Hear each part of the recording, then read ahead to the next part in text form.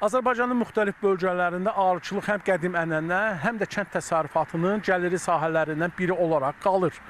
Lakin arıçılığın inkişafı balın bolluğundan deyil, müxtəlif amillərdən, xəstəliklərdən, iqlim dəyişikliklərindən, bazar çətinliklərindən ciddi asılıdır. Son 2 ildə xüsusən xəstəliklər arılara ciddi ziyan vurur. Bəzi təsərrüfatlarda arı ailələrinin 30-40%-i məhz xəstəliklər üzündən tələf olub. Nəticədə həm bal istehsalı azalır, həm də bitkilərin tozlanmasında ciddi çətinliklər yaranır. Azərbaycandan biz nümunələr göndərdik. Ölkəmizdə olan bir mənzərəni araşdırmaq üçün. Və məlum oldu ki, bu arı ölümlərinin səbəbi təkcə bu genələr, parazitlər deyil, həm də viruslardır. Bu viruslarla, bu parazitlərin birləşib bir şərait yaratması kütləvi arı ölümlərini tətikləyir, səbəb olur. 600 arıçının və 12 min arı ailəsinin olduğu Qəbələdə də eyni vəziyyətdir. Arı xəstəlikləri ilə bağlı deyə bilərik ki, son zamanlarda varroa daha aktivləşdi.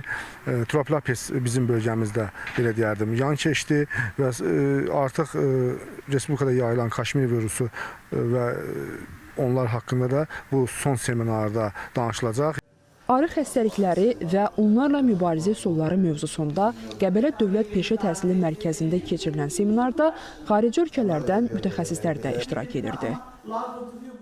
Virüslarla ilgili hem Türkiye'de hem dünyada yeni aşı çalışmaları yapılıyor.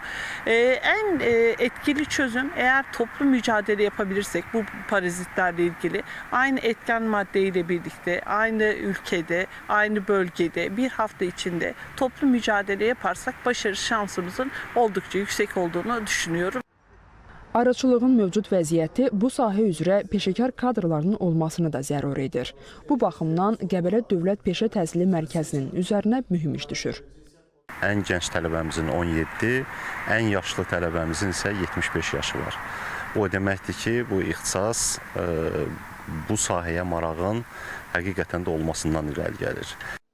Seminarda qarşıdakı aylar üçün fəaliyyət istiqamətləri müəyyən edildi.